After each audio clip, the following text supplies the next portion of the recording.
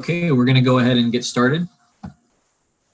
Just want to say hello and welcome to the CS NRI Tech Talk on composite repair options for tanks. My name is Matt Green, and I'm the Vice President of Technical Services at CS NRI. We've developed this series of Tech Talks to engage with you on our broad suite of critical infrastructure solutions and hopefully have an opportunity afterwards to get deeper to learn more about your key asset integrity challenges. I want to take a few minutes here to start just to provide a brief overview of Clockspring NRI, our strategic pillars, and a high-level view of the CS NRI composites business before turning it over to our speaker today, Casey Whalen. Clockspring NRI is the market leader in high-performance critical infrastructure solutions. Our full suite of innovative solutions span composites, valves, and concrete repair, rehabilitation, and upgrade. Our highly engineered asset integrity solutions are designed for the safe and sustainable construction, repair, and maintenance of the world's critical infrastructure, including oil and natural gas pipelines, water and wastewater infrastructure, high-consequence plant and process pipeworks, sewers, culverts, bridges, and many other types of industrial infrastructure. At Clockspring NRI, we focus on key strategic pillars in our view that together with you, what we do matters. We always start with safety. It's our first and our number one priority. We are focused on the safety of our employees, customers, business partners, and the communities in which we work. Our people are core to our business and provide technical expertise to support our customers and business partners around the world. Innovation is also at the core of who we are. Within our portfolio, we have products that have been on the market since the early 1980s and host some of the most advanced and cutting-edge repair systems of today. We have continued that focus on innovation by developing and delivering a variety of solutions, as well as technical services in our engineering support, training programs, and expert site support. Environmental stewardship is another key strategic pillar. Our products are more sustainable alternative to other technologies. For example, composites enable pipeline repair without the need to cut and replace steel, bleed off the gas, or shut down the line. Our inline insertion valves for water pipelines can be installed in 20% of the time, reducing the amount of water leaking from the water main break. And finally, growth. We focus on creating business values for our customers and business partners, and we also like to grow along with them. We also believe that what we do matters. Because of our innovative solutions and the technical expertise of our people, we can help keep plants operational to produce the products that we use every day, fire suppression systems with proper water pressure to ensure the safety of our communities, and the energy and transportation infrastructure that keeps our global economies running. Our composites business, CS NRI, delivers the broadest suite of composite repair solutions to address nearly all asset integrity challenges across a variety of industries. Our suite of offerings includes a host of polymer and resin options, along with a variety of fiber types and architectures, which can all come in pre-impregnated, field impregnated, or pre-cured systems. Our engineering teams will design the best solution for each specific technical challenge, and we provide training and quality assurance services so that you can be confident that the composite system is installed correctly. All of our systems are easy to install, cost-effective to deploy, and durable for decades. So I now want to go over a few quick housekeeping items and tips so that we can all get the best experience from this tech talk. First off, all attendees are muted for the benefit of all, so there's no background noise to compete with. We will not be using the raise your hand function that you see at the bottom of the screen in the middle there.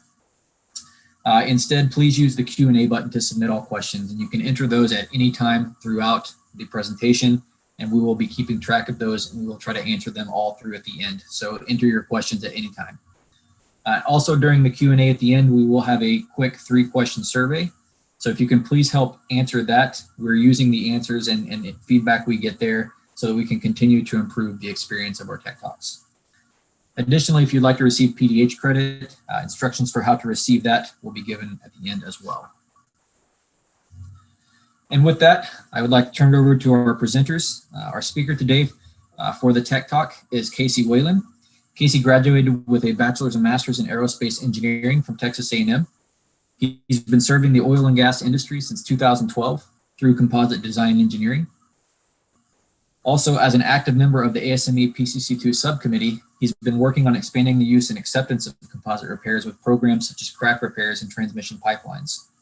He currently sits as the Global Engineering Manager for CS NRI, enhancing our engineering capabilities across the world.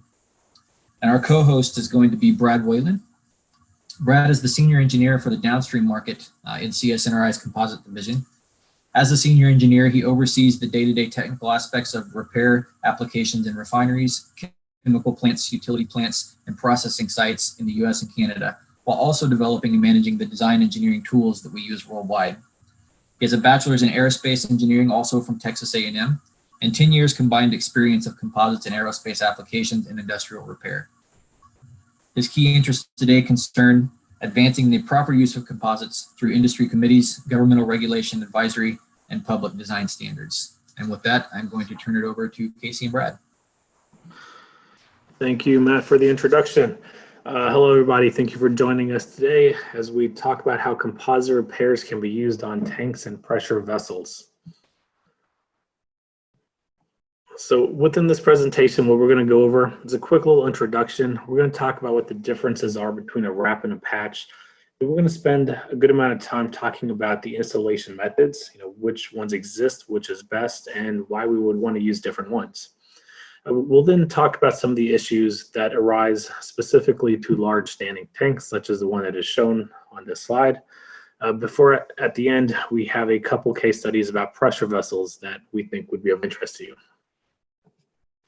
So introductions, composite repairs, we've been using them for 30 years to repair pipelines, piping systems, and a lot of different things that all just happen to be round and long. However, composites can be used on tanks and pressure vessels, but the primary focus here would be using patch repairs instead of the standard repair methodology. On top of patches, it also allows us to install on other unique conditions that normally may present a challenge. Now, I do want to say the use of a composite repair in these scenarios that we're going to talk about, they are based on a case-by-case basis, and there is a lot of back and forth discussion that occurs between our engineering team and the end user's engineering team to make sure we are designing what they need. Now, I do want to be clear that not every composite can do what we're going to show here, and that a composite is not necessarily the best answer for every defect on a tank or pressure vessel. I also want to state that there are a lot of standards that govern the use and repair of tanks and vessels here. I'm not going to go into any specific standards. I'm not going to talk about which standards allow composites or which don't. Again, this is something to consider on a case-by-case basis, but some of these standards do have reference and guidance on composite repairs. More specifically for composite repairs, these two standards, the ISO 24817 and the ASME PCC2 standards, they do provide guidance for composite repairs in different scenarios. The ISO standard actually does call out patch repairs, and it does allow composites to be used in that method, but they have to demonstrate equivalent performance when compared to a standard composite repair. And there is also additional axial information that needs to be gathered before the composite repair can be used. The PCC2 currently does not talk about patch repairs or tank repair specifically, but in the next version being released, there should be a new section on there that does discuss this. So some of the basics, wrap versus patch. What exactly do I mean? A wrap is when a composite goes around the entire circumferential extent, the entire circumference of that pipe or tank or vessel, whereas a patch only covers a partial region, typically directly over that defected area. Now, this causes, the partial wrap of a tank or vessel here causes a different stress state in the patch and the substrate compared to a fully circumferential wrap. In the fully circumferential wrap, we're doing stress sharing between the pipe, the vessel, and the composite. Whereas when it's only partially, you're only providing a higher stiffness on that direct area. So if we pressurize the inside of a patch repair, in this little pictogram here, you'll notice that there's reduced stress directly underneath the patch, but the rest of the vessel is going to see the exact amount of load, and it may be straining a little bit more. And there has been some testing that has validated this. So, a patch isn't going to reinforce the entire segment. It's only going to reinforce exactly what it's wrapped over, plus a little bit beyond that. Now, another key feature of a patch compared to a typical composite repair. So, the repair systems are built on large rolls. They're built on speed. You want to do a lot of layers quickly over a large section. But instead, when we're talking about patches, it's now focused on smaller strips of fabric that are typically pre-measured and pre-cut. There's a more specific installation plan for each scenario. So there's a lot of pre-planning that has to go on. So essentially, it goes from being a very quick and speedy repair with a lot of material to a more detail-driven, slower approach to make sure that a patched area is done correctly. Now, within a composite patch, one of the key configurations that can occur is the layup orientation. In this first example, we're looking at 4 layers of 3 strips each applied in the same direction. So when you do this, you're just laying the layers right over top the other ones, and you're still maintaining that general strength direction. The alternative to this is to do something that's a little bit more multi-directional in shape. So here we're putting on vertical strips, then horizontal, and we're repeating that process. The difference in these two approaches is ultimately what that final stress reinforcement distribution looks like. When everything is laid up in one direction, the properties going the vertical direction are going to keep being those properties in the vertical direction. So if you have a bias, you'll notice that it's still stronger in that original bias. Whereas a multi-directional system, you can now balance that stress load. Now, why you would want to use each one of these, it really depends on where the patch is being installed and what the purpose of the patch is. If you're reinforcing a vessel or a tank for hoop stress, it makes sense to have a higher stress reinforcement in that hoop direction. But if you're doing a patch on a roof or the floor where it's more of a even generally distributed stress load, it makes more sense to have a composite patch that matches that stress requirements. So you may want to do a multi-directional layup. Now you can lay these up in a whole bunch of different configurations, 0, 90, plus minus 45, you can flip them. There's a lot of things you can do. I'm not going to get into those specifics. Just know that a composite can be designed to best identify with a desired stress distribution, stress reinforcement. Additionally, when it comes to the actual installation, there is a thing called overlap, is what we call it. So for example, if we have a strip of fabric, let's call it 1 foot by 3 foot here, we can lay those 3 strips side by side just so they're touching each other, and it now creates a 3 foot by 3 foot square. And you could sequence this however you want building it up, and it may stay that shape, that square. Now, the only concern here is if you do have a leak scenario, or if you have something else, this connected area may not have that full benefit of a composite patch over top of it. So what you can do is you can take those strips and you can overlap it. So in this case, we're now looking at a 2-inch overlap. You can see you're creating a small section, 2-inch wide, of essentially a 2-layer reinforcement system. So this lets you make sure that there isn't any gap in reinforcement between the two. Let's say someone laid down a little wave here and didn't get complete coverage. But it also lets you come down to specific sizes without having to cut fabric necessarily. So the end goal here now, the end shape, it's a 32-inch by 36-inch rectangle. Now you can also take this to the extreme, overlap 50% here, and now you have 3 strips, but you're only taking up now a 2 foot by 3 foot rectangle.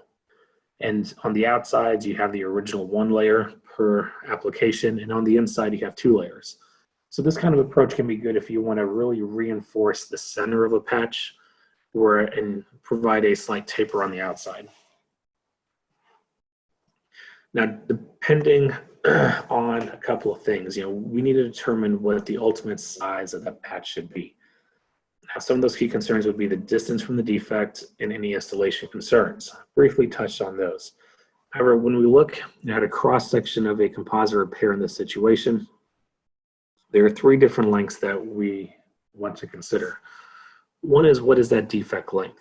In this case, it looks to be an external corrosion defect, so it's pretty straightforward. But if the defect is internal, we want to make sure we're capturing that full length and not just what it looks like on the outside. So knowing what that actual defect length is important. Additionally, we need to know what the length is going beyond that defect. I'll call it the adhesive length. That comes into some pretty important factors later on when we're talking about leak repairs and leak loading. Ultimately, you add those two together and you're going to end up with a total patch length. And that patch length is going to be, what you see, what gets installed. And it is slightly going to be dictated by how you're going to install it. Now, initially, that adhesive length is going to be determined by several equations in the PCC2 or the ISO standard. The equation that's up here, it has a comparison between the modulus and allowable strain values of the composite tied to the composite thickness divided by the lap shear strength of the adhesive. So, the stronger your adhesive is, the smaller patch you're allowed to install. There are a few different ways you can approach this. There's a couple of equations. Again, it really depends on a case-by-case basis, but this is one of the more basic equations we can use just to show that under high stress scenarios, thick repairs, with a weak adhesive, you may need to have a larger patch. Now, additionally, ultimately what that comes out to, let's say it comes out to a 9-inch length patch needed, but you only have 12-inch wide fabric, we're going to bump it up to a 12-inch by 12-inch patch or something like that. Additionally, if it calls for 30-inch wide patch, we may bump that up to 32 inches and call out 3 strips with a 2-inch overlap to achieve this length. So there's a little bit playing around. There's not really a hard answer that every patch has to extend 6 inches beyond the defect or anything like that. It's a little bit of artwork that goes along with that engineering analysis. Now, to talk a little bit more specific about the installation methods, I want to quickly go over the basic steps. First, we're going to identify the defect and we're going to verify that defect. We want to go out there and make sure we know exactly what it is that's trying to be repaired. That information is then going to be passed back on to the engineering team of the composite manufacturer, who's going to assess the defect, the repair, and ultimately come back with a design package that provides the layer count and the recommended size of the patch and any specific installation instructions as needed. So once you get out there with the material and your installation crew, the first thing you're going to do is prep the surface area. Now, patches rely very heavily on the amount of surface prep that is done. Unlike a fully circumferential wrap, which can rely on tightening in on itself as you wrap it, the patch is only staying in place because of the surface prep and the adhesion that is used, the adhesive. So please make sure you allow for appropriate surface prep in any patch repairs that you may be doing. And the next step is to apply any load transfer filler. You're going to apply this filler over any defected areas, any transitional spots. And the goal here is to make sure that you don't create a void underneath that patch. Once the filler has been installed, we're going to move on to the primer. Again, along with the surface prep, the quality of the primer and the installation of the primer is very important to the success of a composite patch. Once the primer has been applied and per instructions, you're going to start wetting out strips of dry fabric, typically, and then you're going to apply per the instructions. That's going to be following the overlap length, the orientation, layer counts, and all of that good information. Lastly, once the layers have been applied, you're going to hold it in place until it's been cured. I put a couple asterisks here because this is the step where all the variation comes in a patch repair. There are several choices. We're going to talk about 5 different methods we can use here. They include the standard layup, continuous pressure, hold in place, compression film, and vacuum bagging. Which one's the best to use? Well, if you ask any engineer anything, it always depends. So we're going to talk about some of the pros and cons of each of these systems, each of these application methods. The first one I want to talk about would be the standard layup approach. Here we're going to wet out the fabric. We're going to put it in its desired location per the installation plan. You're going to press it in place pretty firmly, and you're just going to repeat until all layers are installed. Once they've been installed, you just walk away. You're done. Now, the effectiveness of this installation application, I've given it a 1-star rating here because it doesn't really apply compression to the composite, and your adhesion and reinforcement may not be as good as you're hoping, but it still does work. Now, the ease of use here is 3-star. It's definitely the easiest to put on. The only reason I've downrated the ease of use here is because it does have a really high potential of separating from the tank or the pipe, the vessel. If you're getting any kind of downward pull from gravity, or if there's anything else occurring to it, it can't separate, and you have to go back and fix that. Now, there's no additional tools beyond your patience for this method, and this installation method does allow you to install patches around odd features, such as nozzles, such as is in the picture. With no additional tools. The downside here, though, is it doesn't provide really strong compression. There is no compression, and it can be difficult to hold in place. So another method we can use to address that would be to use the continuous pressure method. Here, we're doing essentially the same thing. We're wetting it out, we're placing the fabric, and we're repeating it until you're done. But then you're going to come back and you're going to have several technicians come with their paddle rollers, and they're going to keep pushing down on the composite. So this provides a continuous compression on the composite, and it allows, ensures that you're adhered to the substrate with some amount of force being applied to it. Once it's set up, you're done. You can tell your technicians to take a break and walk away. So the effectiveness here, I've given it 2 stars. It's a little bit better. You're not going to have any major separation from the tank or anything, but the ease of use drops down. It does require an individual to be present during the entire curing process. You're going to need a couple additional tools if you want to do this process, but it still allows you to lay up around odd features, and now it does provide some level of compression. Now, if you want the same kind of outcome, but you don't want to have some poor technician out there spending 2 hours pressing down on a repair system, you can use the hold in place method. Here, again, you're wetting out, you're placing it, but at this time, every layer that you're placing down, you're going to use tape or a magnet or something else to hold that fabric in place. Now, if you're using tape, as is shown in the picture here, you're going to need a section of the fabric that is dry, and tape is not going to stick well to wet epoxy. So there's a couple other considerations here that need to be made. But what this does allow you to do is to walk away with no other technicians spending their time observing this. And then once it is cured, you just come back, remove the tape, clean up anything that needs to be cleaned up, and you're done. Effectiveness here is 2.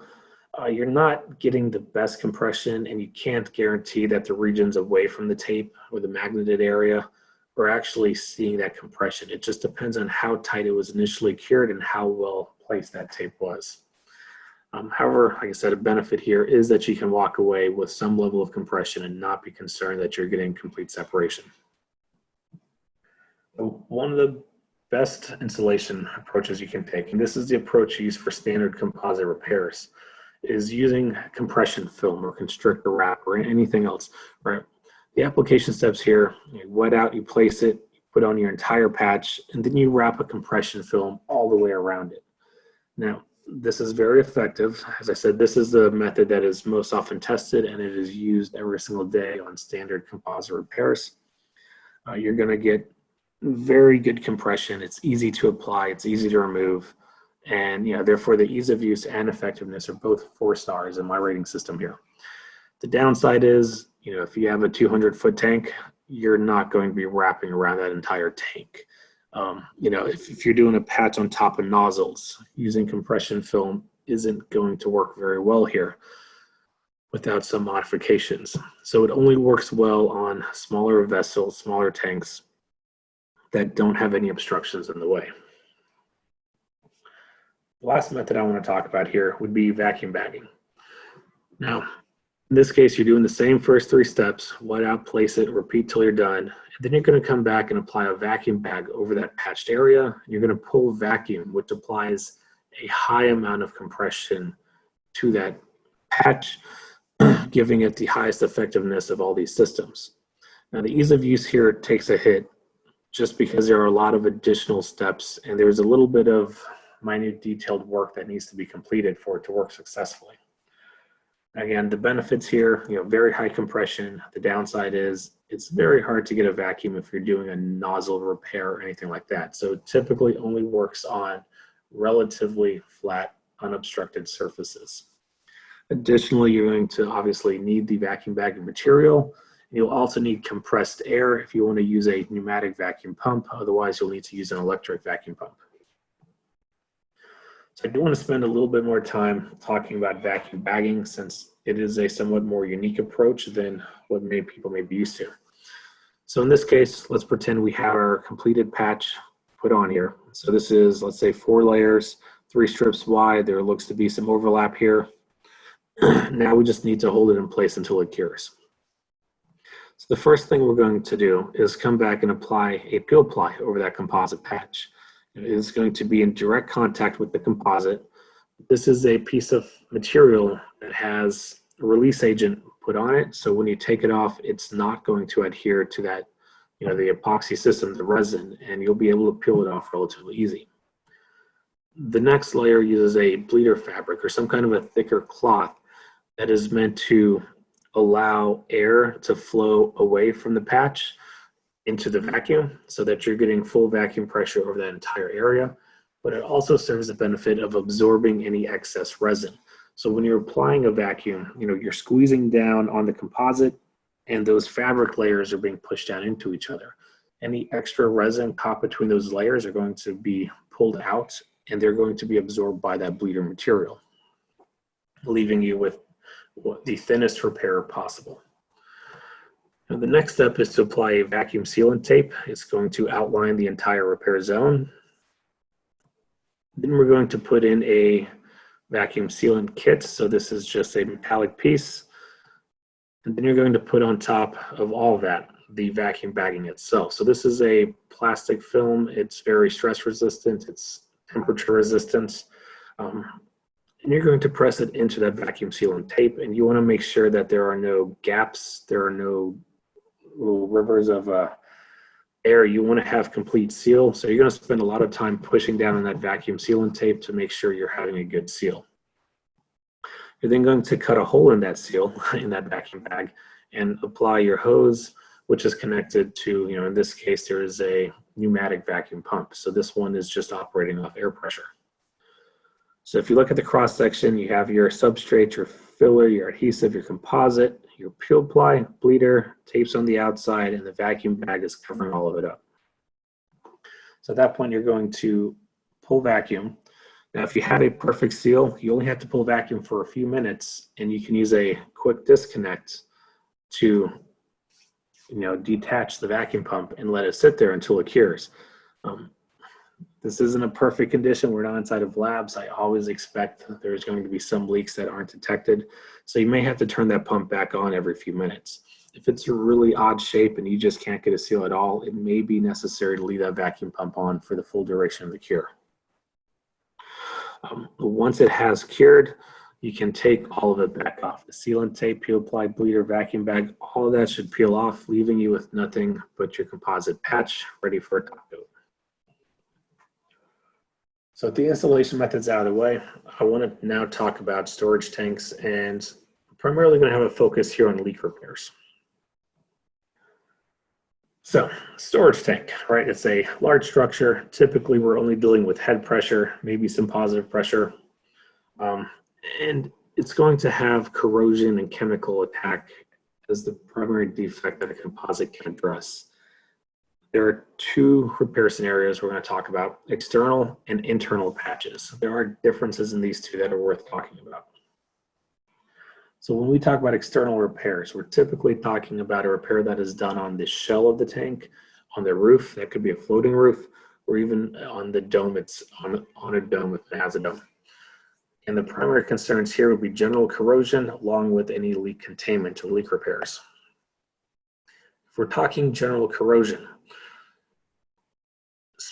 typically this is dominated by hoop stress if we're talking about a repair on the shell, and we can utilize the standard equations that are in the ASME PCC2 standard.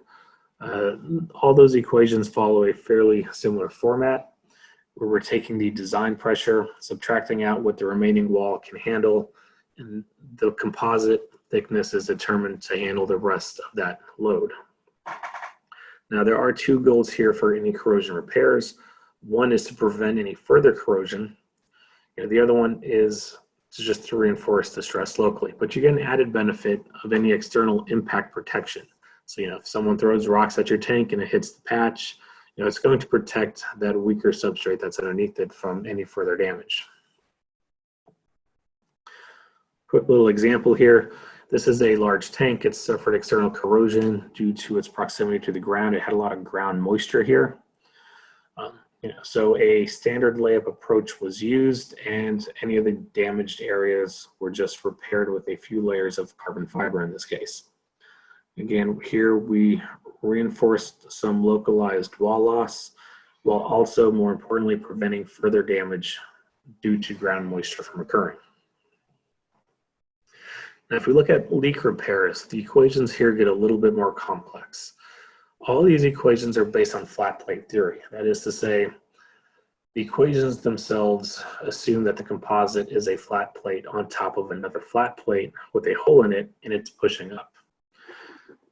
We'll talk about this in a little bit more detail in a second here, but generally what we're concerned about would be the pressure, the shape of the defect. In this case, it is a hole type defect.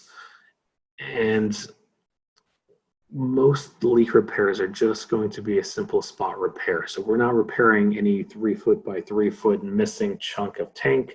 It's more concerned about small pinhole leaks or localized corrosion spots that have just gone through wall. There are a lot of different leak repair equations in the standards. However, you choose one of these based on the shape of the defect. So this first one is for a circular or near circular hole. The other ones would be a slot, depending on the orientation of the leak itself and where it is on the tank or vessel.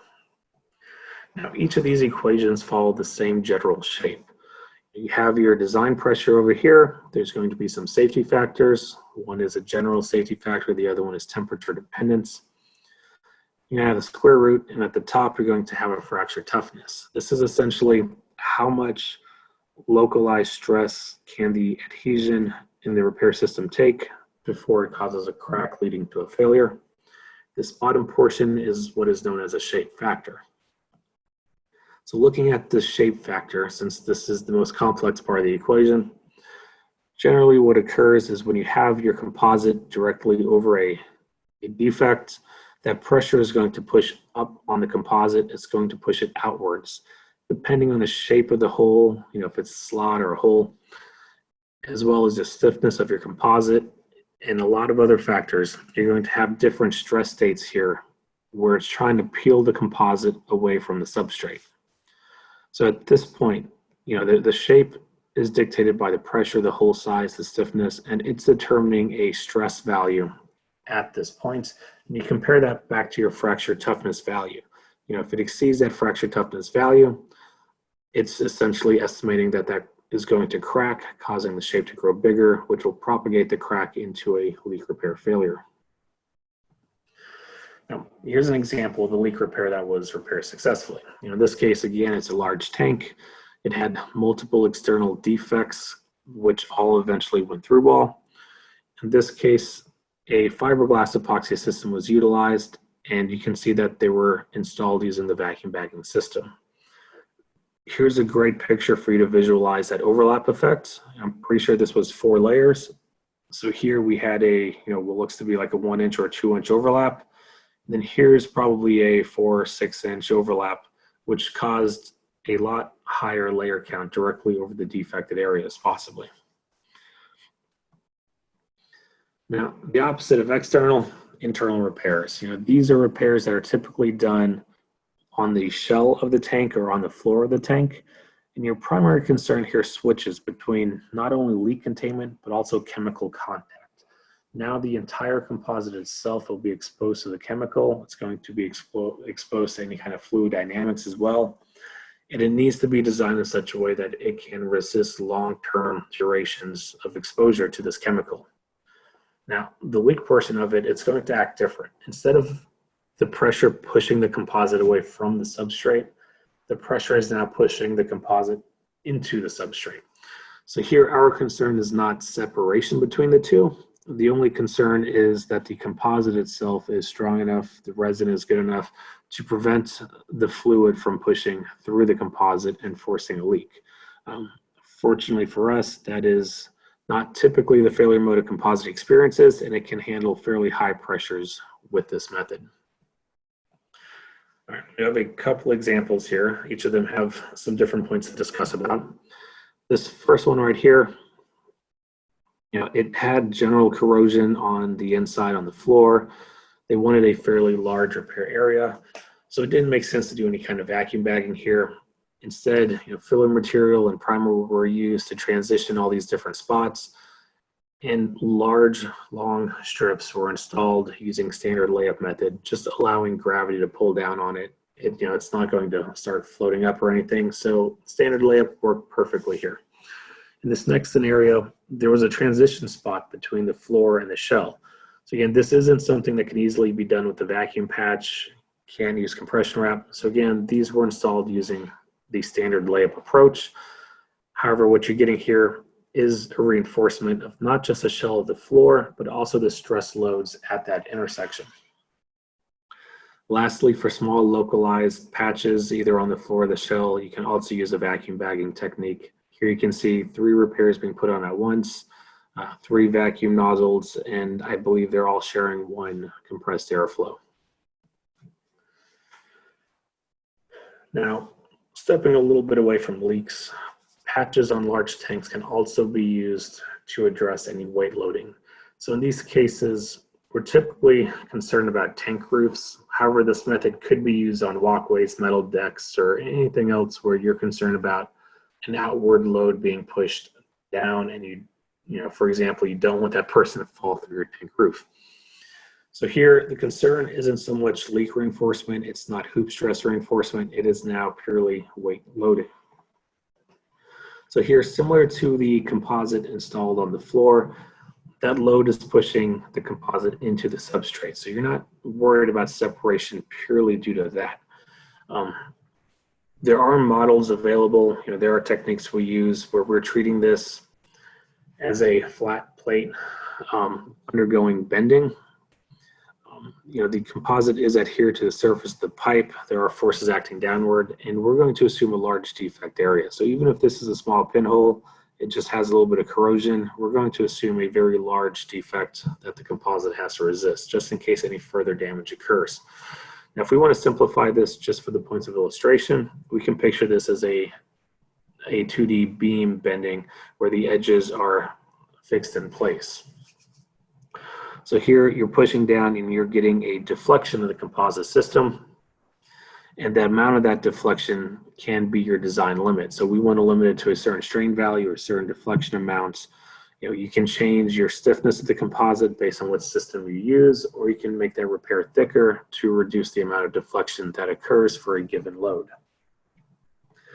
Now, the other thing that's important here, again, that adhesive loading is very important. Now, this application, this assumption only works assuming you have perfect adhesion.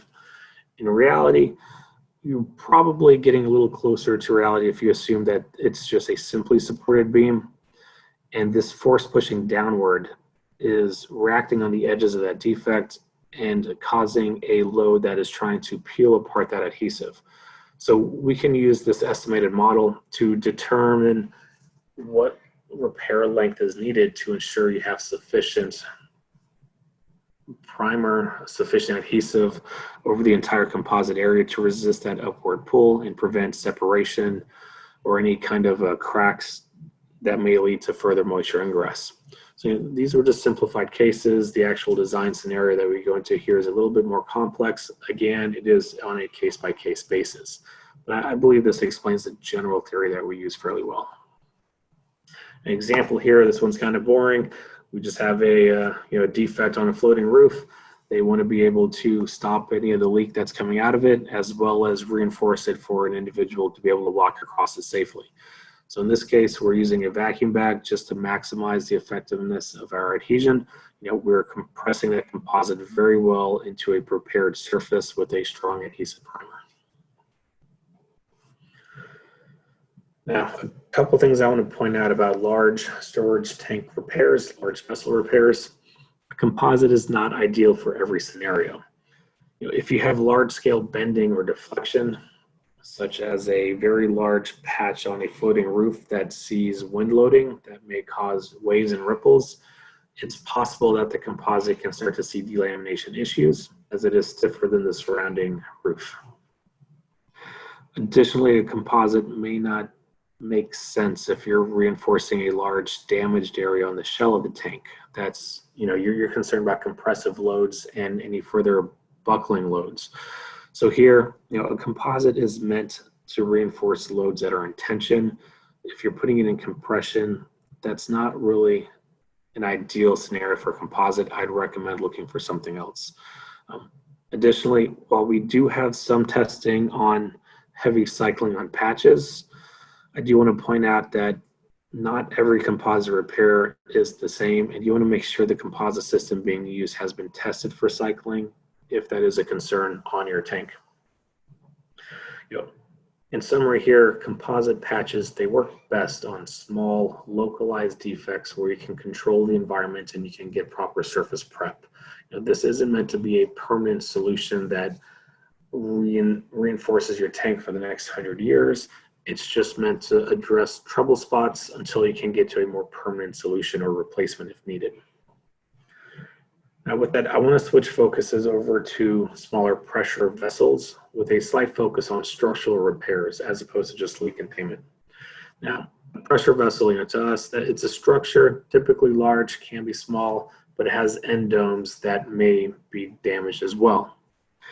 Additionally, these are typically pressurized to higher pressures than just head pressure, so that does cause some additional challenges regarding leak containment.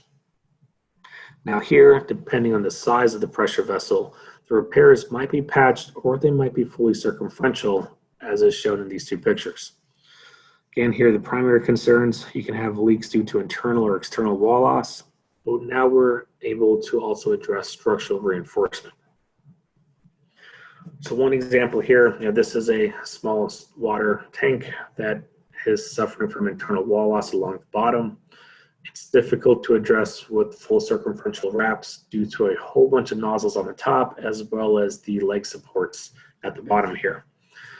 So this was actually done in two steps. The first step was to provide a vacuum bag patch to maximize the leak sealing capability of the repair along the bottom wherever possible. The second step was to come back and apply strips over 2/3 of that vessel just to help hold those patches in place and also tie in the support legs and any other defect areas. So this is providing some level of circumferential support in addition to addressing the potential leak spots at the bottom of this vessel. Now, structural repairs, the smaller the vessel, the easier it is to do a structural repair. We can wrap the entire circumference. We're less concerned about large scale flexibility. So the wind loading I was talking about, that's not necessarily an issue here. The types of loads that we can repair here include hoop stress, axial loading, some level of vibration dampening. And we can also restrict out of plane movements, such as if you have a nozzle that's being pulled one way or the other. And it's just a little bit easier to do on these smaller vessels. Now, this last case study I want to go over, this is somewhat of a complex example where we were fighting, it was just one defect, but it caused a lot of different things that we had to look into. So in this case, it's a vertical knockout drum. After several years of service, it developed an upset condition and it developed an internal wall loss ring underneath these circumferential welds. It was expected to go through wall within just a few months. And once that occurred, the concern was that the entire dome would separate, it would drop off the tank. And unfortunately, it would take several years in order for them to replace this without having a major disruption in their refinery. So here, we broke it down and we repaired it into 3 different segments. This first part, we wanted to address the immediate leak concern. So once this went through wall, we had to be able to contain the leaks. So here we used fiberglass and epoxy. And we first checked the chemical compatibility, the thermal properties, temperature ranges, all that stuff. And our first 4 layers we applied where we could using vacuum bagging. And the remaining 6 layers were applied using tape in place. So here you can see that there are a couple of geometric concerns to installation. The support legs are right here. There's also some nozzles coming out of the dome itself. So we applied vacuum patches wherever we could, but then we had to come back and put the remaining layers down, under, and then back up this dome to help support in place. Now, it was on the bottom of this dome, obviously, so we were fighting gravity the whole time, and we chose to use tape in place. So you can see some of the tape holding up individual strips here.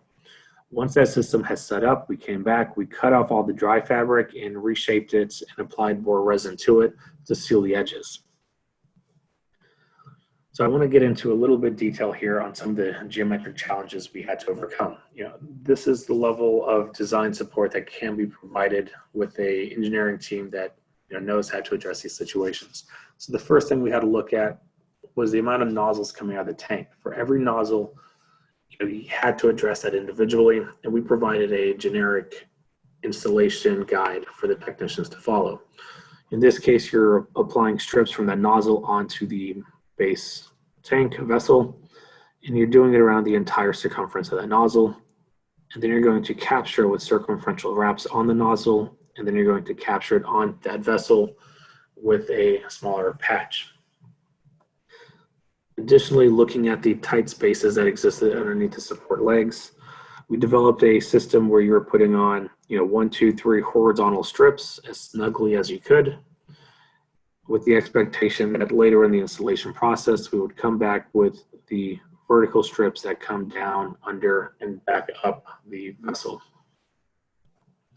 Now, the second major concern here is when that ring does go through wall, we have to be able to contain that vertical load that is trying to cause that dome separation. So here we had to look at the weight of the dome, all the fluid above it, and any active pressure pushing down on that dome. So in total, this was about 176,000 pounds of force pushing downward. Now, utilizing some engineering here, a composite was designed to be able to hold that entire load. 3 layers of unidirectional carbon fiber was ultimately required. 4 layers were installed just due to the ease of installation and having an additional layer for safety. Now, all of these strips were installed using the standard layup. Now, a couple important factors here for this section to be applied successfully. We had to have near complete coverage. We couldn't call for 3 or 4 layers and then only apply it over half the region. So it was important to incorporate any obstacles in the way, such as those support legs and nozzles during the design stage. Additionally, in order to transfer that downward stress into the composite and back up onto the main body of the vessel, we had to make sure sufficient surface prep was available and that enough of that unidirectional carbon fiber was adhered to the pipe to transfer that stress. So to help accomplish that, after all the surface prep was done, surface roughness measurements were taken. Additionally, as this was installed in a hot region, it was about 90 degrees F the entire time, we had to choose which segments we wanted to install and install them one section at a time. So each section here that we're talking about actually took 2 or 3 days to install. So there had to be lots of pre-planning to make sure that we were able to install the correct amount per day and not get into a situation where we're not putting on the correct layer count or we're not doing something else that could risk the integrity of the repair. Here are the pictures of that second phase. You can see here the amount of surface prep that was done essentially went up past that weld to a reasonable length, avoiding any obstructions or obstacles. In this next picture, you can see the unidirectional carbon fiber itself being applied. And here you can see it coming down, under, and back up on the other side in such a pattern to avoid directly running into those nozzles at the bottom. Lastly, I just like this picture because it's proof of me being there doing the install myself. Now, you can see the final install here. where carbon fiber is being applied around every single parts of that dome except directly underneath the leg itself. The last part of this installation, we utilized a bidirectional carbon fiber system. This was installed on the dome to help contain any multi-directional stresses that the unidirectional carbon fiber isn't taking into account. And we also installed several rings going around the entire circumference just to provide reinforcement for that, again, that unidirectional material in case it does experience any loads that unidirectional is not intended to handle. Ultimately, the conclusion here for this case study, it was in place for 4 years before being removed, and it was successfully replaced with a new knockout drum. So I like this case study because it shows how you can have a complex multi-step repair system that can be installed and successfully operated with proper planning. It took almost 2 weeks to have all of this installed, but you know, a lot of pre-planning was done beforehand before we start wrapping. You just have to plan properly for these kind of situations, but they are possible. Lastly, I also like this case study because it shows the amount of versatility that we have. You know, you asked me 10 years ago, you're going to use a composite to hold up a dome. I don't know about that. You know, I wouldn't be too comfortable doing it, but once you have an engineering team that can assess it, they can provide the reinforcements, the calculations that go into it. But there's a lot of applications for composites that may not otherwise be considered unless you have a team who's able to look at these scenarios and design accordingly. So with that, I'm going to turn it over to Brad Whalen, who has been reviewing any of the questions you guys have submitted and will be asking those questions to us and helping me answer a few of them. Yep. All right. Nice job, Casey. Real interesting on the storage tank. So we did get some questions that we'll take our time to go through. Any that we don't get to, we'll be sure to try and follow up with you guys and get those answered. So the first question I think we'll start off with is when filling over the defect during the installation, is the filler material used the same as the saturant used to impregnate the fabric? And is it possible to use film silica to thicken the resin to use as a filler? So a lot of different composite systems have been tested according to PCC2 using different properties. Typically, the wet out resin is not what you would use. Ideally, you're using a system that has been designed or reinforced to have a high compressive modulus or high compressive strength. Now, you could develop a system, you know, we have several systems like that that utilize that base resin.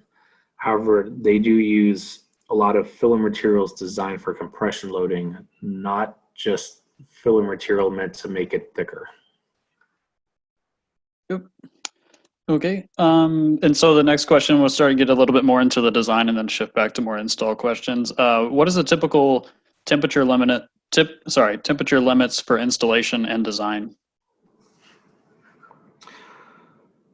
So I'd say in most cases we're operating on, you know, tanks or vessels that are ambient conditions and the composite can set up just fine. We do have capabilities for resins, you know, design temperatures up to, what was it, Brad, like 550 or so? Yeah, I think our max right now we're going with is 500 for that system. 500. So, yeah. So we do have high temperature applications. Of course, one of the downsides of using that is the higher temperature limit a composite has, it needs to see that temperature during the cure process. So in these cases, you would need to apply some sort of a heating blanket to it to help it achieve those temperatures. You know, if you cure a system at ambient conditions, it's only going to operate for a certain amount of temperature, you know, higher than what it's cured at. Okay. So the next one is, does the repair of a storage tank comply with ASME PCC2, ISO 24817, or some other industry code? So all of the designs that were done here, you know, I'm not sure exactly what codes they followed, if they did. Most of these are considered custom and they're temporary repair scenarios that are intended to be used when a longer term permanent repair solution isn't readily available or can't be used. Yeah, I'm not going to go into specifics on these tanks. Several of these were done internationally where they followed different standards. Brad, you Yeah, wanna so add I mean, I anything? would say we've, it's not tanks and like patches and things like that aren't specifically called out within PCC2, but it does allow you to repair like tanks and vessels. And the same with ISO 24817. So in the beginning slides, we were trying to highlight that we actually aren't going to look at within each individual like API or a B31 type standard and look for the call outs of whether that's allowed or not. So, so with that, I think we'll move on to the next one. So have there been any test programs to look at the structural reinforcement effectiveness of a patch on a pressure vessel or the leak sealing ability? Brad, I believe you were involved in a test program like that. So the DOT PHMSA division did look at how actually effective a patch is in both a cyclic pressure vessel and a leak sealing capability. And the results were actually that the reinforcement that was being provided was actually better than the full circumferential wrap was providing on that particular situation. And the same with the leak sealing capability. So in that situation, it did prove the effectiveness of a patch in our opinion. So the next one, when applying the patch, can the fabric be applied in any direction? Yeah, so one of the key considerations is to match up your fabric orientation and its strength orientation to match what the stress loading is that you're expecting the defect. So if it's on the shell of a tank, you're typically concerned about hoop stress primarily. So you can have a biased fabric weave, maybe twice as strong in the hoop direction, the longitudinal direction. You can lay that down to reinforce primarily the hoop direction. If you're looking at a tank or a patch on a floating roof, that's a more multi-directional stress state since you're pushing it out of plane. So it would make more sense to lay up your fabric to get a more generic stress in all direction. Yep. Okay, so the next one, still sticking with installation. On a tank wall, is it possible to repair horizontal or vertical seam welds? I do believe we have done several repairs looking at exactly that. Again, we're treating these as axial or circumferential slots depending. And again, these would be temporary scenarios, as I'm assuming in most of these cases, the defect is going to continue to grow. Right. I would say with the one advantage I think what we have on like a large tank wall and the seam welds is that the tanks are made up of plates. So in that case, we wouldn't expect, for example, if you had a crack or some defect within the weld for it to grow infinite, it would have to turn a corner to continue around the plate edge, which we would help stop it and allow us to do a repair. So on the next one, is it possible to use a composite patch on a spherical tank? It is possible. You would have to use a lot narrower fabric to go with a curve. I generally wouldn't recommend it if you have other options. It would take a lot of time and consideration on the front end to be able to install that successfully. Now, if it's a small defect, trying to do like a 1 foot by 1 foot patch, that's not a big deal. But if you're trying to repair that entire dome, it takes some serious effort. Okay, and I think we only have 2 minutes left, so I think we'll cut it off there with the questions. There were several more that were asked that we'll try to follow up with you guys and get answered on a one-to-one basis. So with that, I'll turn it back over to Matt. All right, thank you very much, Casey and Brad. Appreciate your expertise on this. I just want to say thank you also to everyone who attended and listened to our Tech Talk today. Hopefully you found it interesting and useful. And hopefully you'll be able to come back next week as we continue to expand the topics that we're covering in our Tech Talks. We did have the question asked about providing slides after these. We're not sending out the slides directly, but we are going to have a section on our website that we will be opening up that is going to be for Tech Talks on demand. So you can come back and listen to these at a later date as well. So they will be put live within a month of presenting them. So hopefully you guys have a chance to go back and check them out again. If you have any other questions that you think of later or that we may not have answered or got to today, or if you have a specific topic that you would like us to add to our schedule, Please just send us an email at compositestechtalks@csnri.com at any time, and we'll be happy to get that in there for you. And also, if you're looking for your PDH certificate, please email that as well and let us know, and we'll get back out to you. So with that, we're going to say goodbye, good night, good evening, depending on where you are, and thank you again for joining us.